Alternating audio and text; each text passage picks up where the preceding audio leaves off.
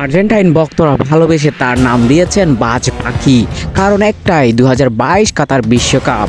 বাজ পাখির ন্যায় দুহাত দুপা প্রসারিত করে যে গোল তিনি সেভ করেছেন, তার সুবাদেই তো বিশ্বকাপ গড়ে তুলেছে আর্জেন্টাইনরা। এই যে পাখি হলেন, এরপর আকাশে উঠতেই লাগলেন, মাটিতে যেন পায়ে পড়ছিল না। বিতর্ক আর বিতর্ক, কর্মকাণ্ড যেন তার নামের সাথেই যায়।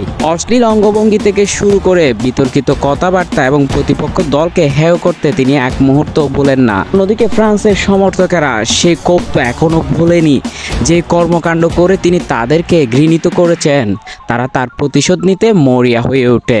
এইবার পেয়েছেও তাই। পিএসজি, ফ্রান্সের ক্লাব পিএসজির সাথে উয়েফা চ্যাম্পিয়ন্স লিগে মুখোমুখি হয়েছে অ্যাস্টন ভিলা, যার গোলরক্ষক এমিলিয়ানো মার্টিনেজ, যেখানে রীতিমতো তাকে তিন গোল ভরে দিয়েছে পিএসজি। সেই সাথে খেলার শুরু থেকে শেষ পর্যন্ত সমর্থকদের দোয়াদ্দনি যেন শেষ হচ্ছিল না তার প্রতি। অথচ বাজ পাখি কতই না শখ করে উয়েফা চ্যাম্পিয়ন্স লিগে জয় তুলে নেওয়ার জন্য। আর্জেন্টিনার সাথে ফ্রান্সের যখন খেলা চলেছিল, যে স্টাইলে চুল কাট করেছিল সে স্টাইলে হেয়ার কাট করেছেন, কিন্তু তাতেও কোনো লাভ হয়নি। উল্টো কোনো পাত্তাই পায়নি এই দিন পিএসজির কাছে। পিএসজির ওই ঘরের মাঠে 3-1 গোলে উড়ে গিয়েছে অ্যাস্টন ভিলা। এমি মার্টিনেজ এই দিন কোনো নৈপুণ্যতা তো দেখাতেই পারেনি, উল্টো 3 গোল হজম করতে হয়েছে একদম নীরবভাবে। তাই তো বলা হয়, বেশি ভার বেরো না, ঝড়ে পড়ে যাবে।